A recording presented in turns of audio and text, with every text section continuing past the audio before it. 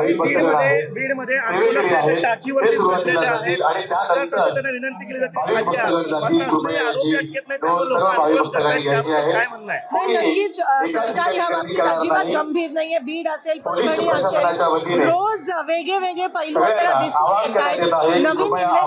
नवीन या ठिकाणी नवीन काहीतरी माहिती लोकांसमोर येते.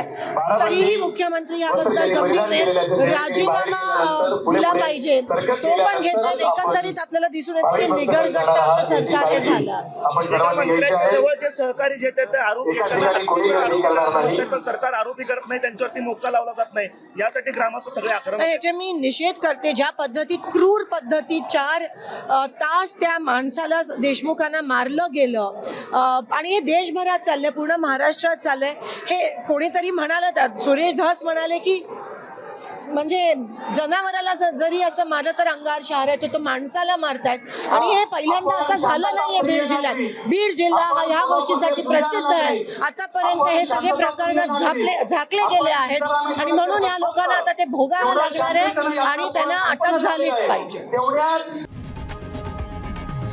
लोकशाही मराठी ऐका, पहा, जागरूक रहा.